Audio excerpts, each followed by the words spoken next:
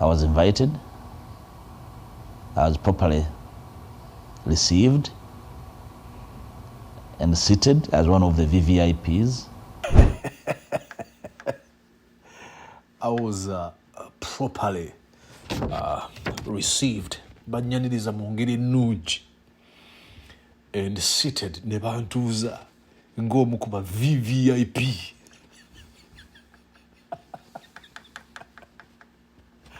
Sajja ayagala ekitiibwa ono. No, let me say this also. After the function, I sent Honorable Kyagulanyi a message. I said, hey, good afternoon, are you well? I did. And it responded back. I said, oh, my brother, I had not seen you. I said, fine. That's my level. So behind the scenes, you're talking. Level. I'm saying that's my level.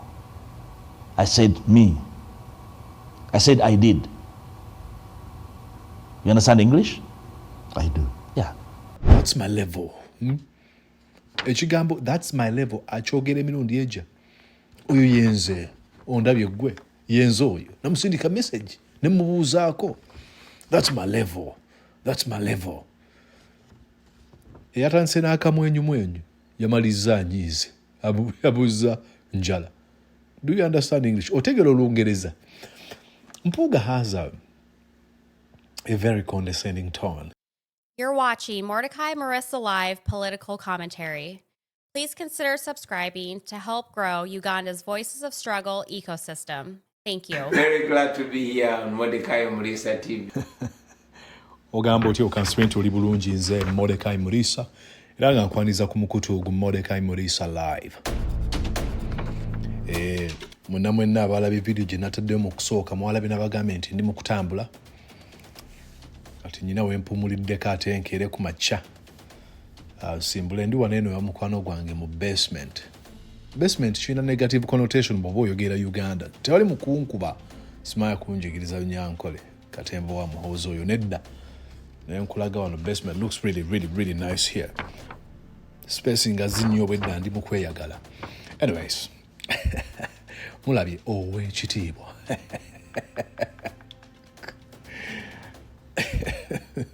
Incident eyaliwo mu kukuza amatikkira ga Ssaabasajja Kabaka g'emyaka 32 ekulaga nti yamusanyusa. Honorable Robert Kyagulanyi Ssentamu obutamulaba n'atamwanjula. Mpuuga yagambye bamubuuzizza ku ekyo ekyaliwo yagambye atya? But I was content with the fact that I was invited. I was properly received and seated as one of the VVIPs. That function was a function, a preserve of my king. And therefore, any other parties or individuals wanting to partake of the space preserved for my king was inconsequential. So when eventually the Katikiro reminded him that actually your brother is around, that was upon him. I didn't take offense. It was him, not me. So do I know what was running in his mind? You know? Yeah, but maybe it would tell you that your animosity has never healed. Again, that's not me. Can I? It's important. I think it's defining opposition politics at the moment. No, let me say this also.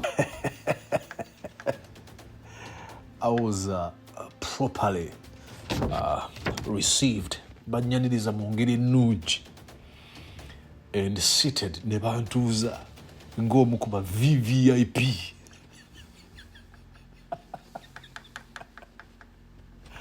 Sajja ayagala ekitiibwa ono.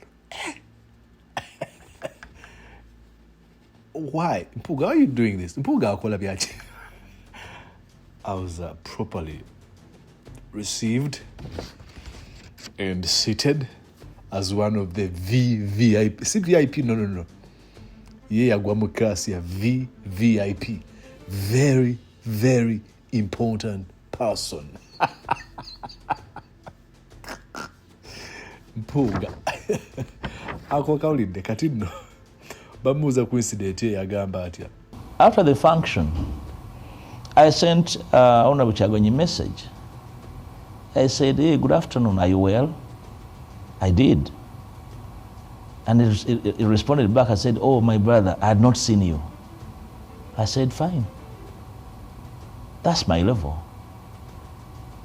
So behind the scenes, That's you're my talking. level. I'm saying that's my level. I said, me. I said, I did. You understand English? I do. Yeah. That's me. So are you extending an olive branch to Kyagulanyi? I'm saying that is me. Do I need his help? No.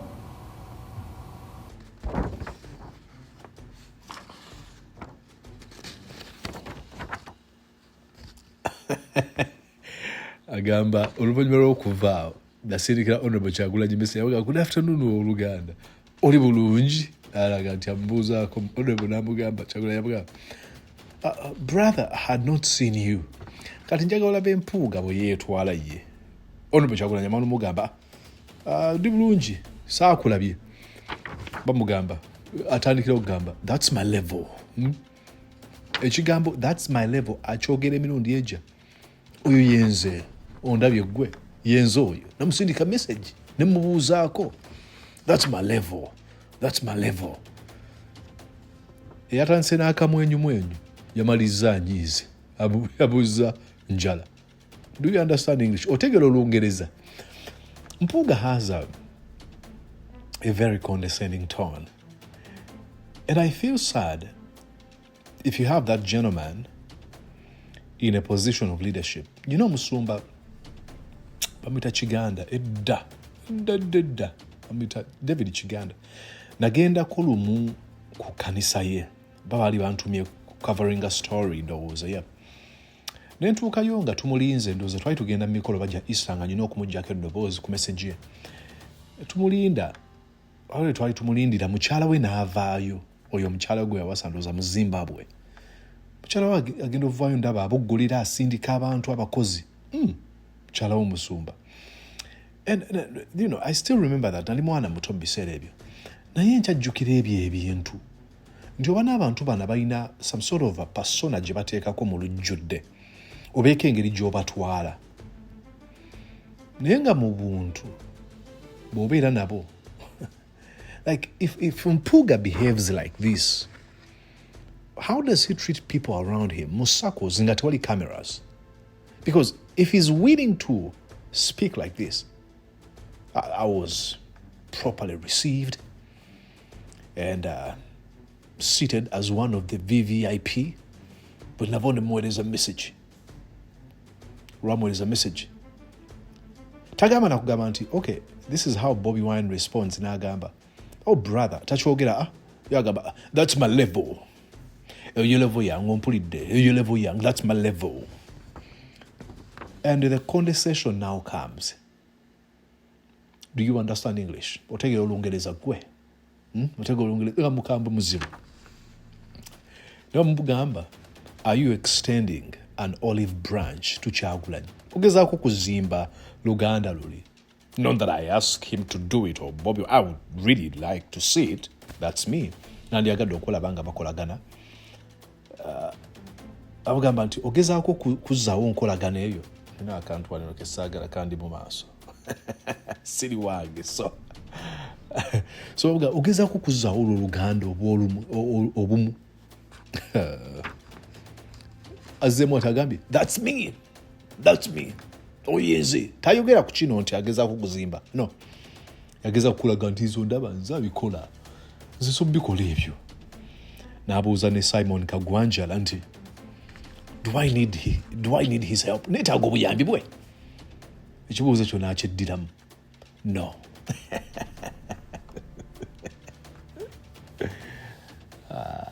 Oh my God.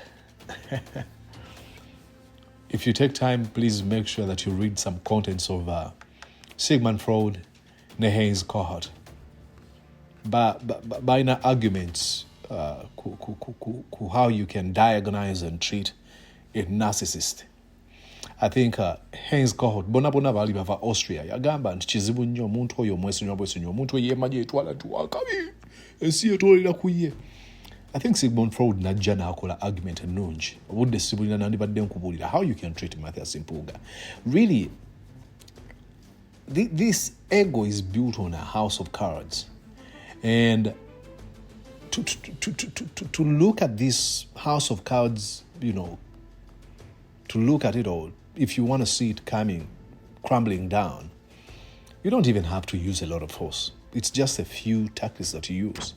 If you're going to have to put it down, go kwesa hammer, babera embolden never protecting. Kubanga chakweke echo aina chali mukweka.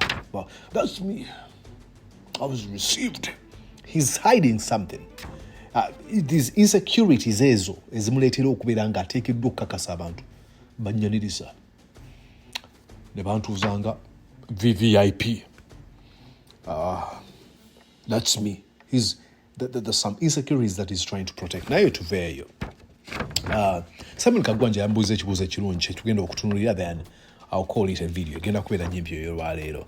Badde bambuuza ku kwetegekera akalulu ka 2026. Bamugamba nti, let me play here. Don't you find it quite ironical that DF is gearing up to elections where you've already raised red flags that without electoral reforms it will be yet another dramatic event, and DF is getting in there? When we first raised these matters, and by the way, it's not the DF that first raised this.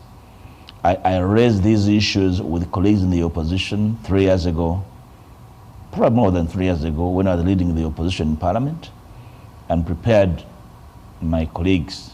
We in principle agreed that there was a problem and something needed to be done in earnest before the excitement of the election, because I knew as much as everyone else that once the election fever picks up, common sense is lost.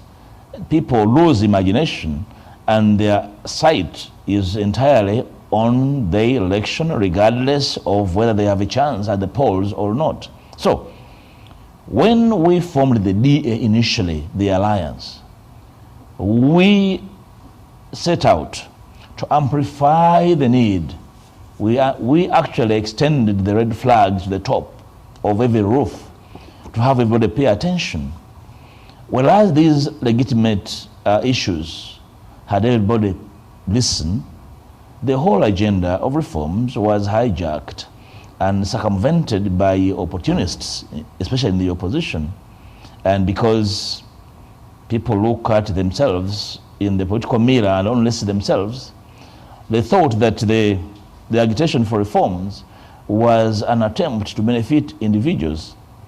You had this, you hosted people here, and they made statements that probably can only be described as idiotic on reforms. So we lost this because along the way, the political opposition has lost its way. And in losing its way, we missed an opportunity. Or could it be that the driver of these electoral reforms was also self-seeking? And that's you. Did the driver take away the road on which the issues are driven? What stopped the other drivers from picking them up? Was this driver carrying these issues in his pocket? Was knowledge a preserve of that driver? Was information a preserve of that individual? It's sheer optimism, ignorance, and sometimes I contend complicity and connivance. Because you need to expound on that complicity.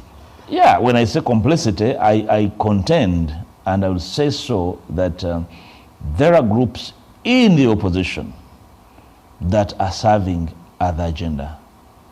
And therefore, wherever we try to do something that will catapult the opposition to a bigger step, they somehow freeze it, they negative it, and then ensure it does not move.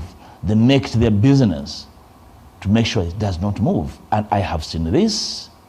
Some have even had the courage to author letters, pouring cold on attempts to drive an agenda from of the opposition that is collective, that is capable of giving the opposition an opportunity at the polls, and we lost it. Okay. Do you want me to cite examples? Yes, go ahead. Small examples, because at the end of the day, our argument was that the reform agenda may not give us everything we need at this moment, but it must start, because reform, which included constitutional overhaul, reform that had a conversation on the transition, reforms that had an impact on the current election process, could not be achieved as an event, and therefore they needed to be cascaded. So we enlisted what we call low-hanging fruits that we could obtain in a period of 3, 6 to 1 year to after election processes.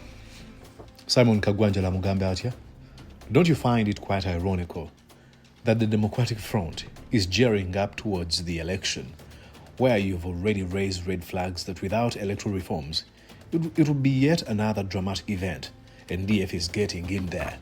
Twakitwala nti kyewuunyisa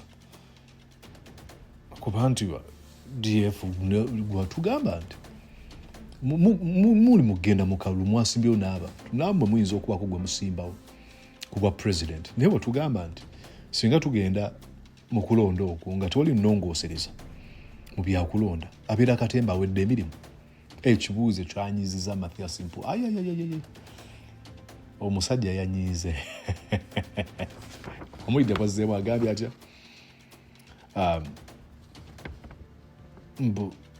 He raised this before the excitement of the election, and now he's telling on himself nti bino yabyogerako ng'okukyamukira okwakawo tekunnatuukawo, n'agamba because he knew that once the election fever picks up, common sense is lost. Okukyamukira ku byokulonda ku byakalulu bikwatayo abantu baba tebakyalina magezi mazaaliranwa. People lose imagination, baba tebakyasobola kulowooza. Isn't he telling on himself?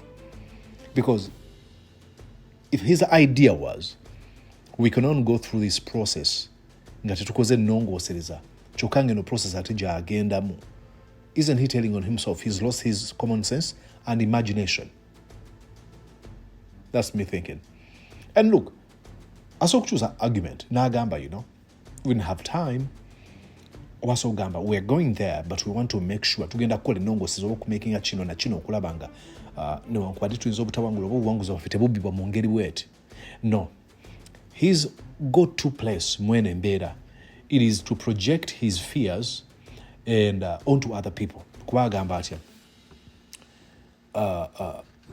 when we formed DA ayogera ku alliance eno gyayogerako eyo front yalimu ali SDP ne PDP agayo twakola omukago ogwa Bedi Bwanika Mukaaku ne Mabike. We set out to amplify the need. We actually extended the red flag to every top of every roof. Twagamba abantu akabata akali mu kino ekizibu, okay? The agenda was hijacked and circumvented by opportunists. Enteekateeka zaffe zaasalibwako ne ziwambibwa abeenoonyeza ebyabwe, especially in the opposition, n'okusingira ddala abali mu ludda oluvuganya, okay? And because people look at themselves in the political mirror and only see themselves nti abantu beetunuulira mu ndabirwamu z'ebyobufuzi ne beera bokka na bokka. This is Mpuuga telling on himself. I hope you see this. Okay. They thought the agitation for reforms was an attempt to benefit individuals. Balowooza nti enteekateeka zino ez'okukola ennongoosa zigenda kubeeramu ziganyula muntu omu. Mpuuga never intended to have these, amendments or reforms. He wanted to have what we call political talking points and to be kumwagwa buli muntu. Kye yali afa kubanga agamba nti agambye atya, you hosted people here who made statements that probably can only be described as idiotic on reforms. Twakyaza abantu bye bayogera osobola kugamba bugambi nti byonna byali bya kisiro. Saagala banvuma nze ndi wakitiibwa birowoozo bye tobiyita bya kisiro. is the same language he uses.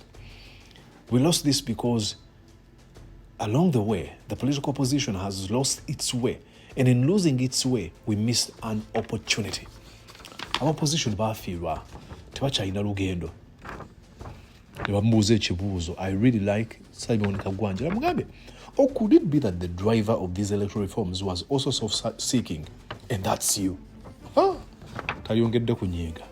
He is very angry, man. He's guilt, guilt conscious. Did the driver take away the road on which these issues are driven into? Driver and I'll tell you, he doesn't even answer the question because the reasons why these electoral reforms were not taken up is because a very important question was raised. Amateeka getulina already weegali tuteekeddwa kuwamba muntu kumutulugunya amateeka ago nga tetunaba gagoberera lwaki tufa nnyo ku reforms zineeno. That's the most important question. Do we need reforms 100%? Do I support them 100%? Do we have time to do this? I don't think so. Naye lwaki we do not question these people nti abantu mubwamba baki mubatulugunyiza ki mubakolako ebikolobero byaki amateeka agagamba bwe gati. How about we rally ourselves behind amateeka agalungamya eggwanga lyaffe nga tunaba kulondoola twongeremu amapya? Just thinking. What stopped the other drivers from picking them up? Was this driver carrying these issues on his pockets? In his pockets? Abalwachi tebakitwala mu maaso. Nze driver nali mbikwatira mu nsawo yange nabiteekawo. Was knowledge a preserve of this driver? Amagezi ago gennyina gaali gakoma ku nze nzekka. Mpuuga alina okwogera typical Mpuuga. It's sheer opportunism, kwenoonyiza byabwe, ignorance, and sometimes I contend complicity and connivancy. Kwenoonyiza byabwe butamanya ate olumu ndowooza bakolagana n'abantu bali eri. Agambe the groups in the opposition are serving other agenda. That's Mpuuga for you. You can't make these things up. I enjoy seeing him. He twists himself like pretzels, like obanga, like noodles. Osmani. Not actually noodles. Spaghetti. Macaroni. You realize that in this argument, conversation, bambuza. You're going to an election. Reforms, what do you have to say? For example, Muntuka Wanapuza anti Bobi Wine, you said you weren't going back to the election. Racho Dayo. I would understand. I would think Bobi Wine would say, well, at first, this is what I thought. Like, any paper there, Lukulabunje Chibuzonti. Bichibe Mokoze. Lurimu afuna abantu abalide mu banja olukwe. Bagamba twalina budde tugeza kutaddewo vetting process egala twale banga bwe tukoze kyona kino tusindika abantu ku ground tutaddewo maxes n'abantu ze bafuna. Like, explain the question. Totandika kunenya abantu balala. But in the mind of Mpuuga, he has to prove a point over and over again. And that's so sad. A man who truly inspired us, that has become some sort of a... Echo. You know? Anyways, what do you think? Go on and write in the comment section about which tipo. Mpuuga Mathias. Very interesting character. I love it. Let me know what you think and I'll see you when you see me. Okay? Now, I'm headed to the NUP convention in Boston. Tugenda kubeereeyo nga tukubaganya ebirowoozo n'okutunulira ebintu ebigenda mu maaso munda mu nnyaffe Uganda. Ekisembayo abantu mwenna abandyagadde okubeera nga mucontributinga eri fundraising amuyita mu Mordecai Morisa. Please make sure that you write to me on my WhatsApp +712 303 7831. Enamba yensonga eyogerebwako yokka. Sitwalirako bantu bweru, sinoonyezaako bantu babeezi. Nali nfuna abantu abagamba Mulisa nfunirayo omuzungu, nfunirayo ekikadde. Bannange kigambo ekiwulika na bubi, nfunirayo ekikadde kiri awo kitudde kirinze mu pereza ka message nga Mulisa njagala kuwaayo $5, $1,000, $1,000 ogwa $1,000. tuziweeyo ku kitebe naye bw'obanga tokyagala ate ekyo oyinza ogamba Muriisa oyinza okubba ssente zange. I truly understand, tomala geesiga muntu, so bw'oba ofunyemu okwesika, please make sure nti ogenda ku platform za NUP ne President Bobi Wine yateeka ku Facebook ye n'ateekako ennamba n'amannya mwe ziri, oteekako akasente abantu ne bakafuna, tusobole okuddukanya ebintu eby'ekibiina, emirimu gy'ekibiina egigenda okubeerawo oba egigenda mu maaso paka we tunaalonda. Engeri gy'omanya enteekateeka za Mwami Museveni okusala ensimbi ku NUP bwe baleeta etteeka erigamba nti ebibiina ebiteetaba mu nteekateeka za Interparty Organization for Dialogue tebigenda kubeera nga biweebwa ensimbi, ziteekeddwa okuziweebwa mu mateeka. So kati fe balina okufandinga obukulembeze bwa NUP. Nze Mordecai Muriisa nkwagaliza okubeera bulungi. Nina kweyongerako akapya, mbadde omuggalatiyo muteeketeeko ow'ekitiibwa wakati nze VVIP, properly seated. Did you enjoy what you just watched? I'm sure they did. I'm going to guess that you did. How about you consider subscribing to Mordecai Marissa Live YouTube channel? Thank you.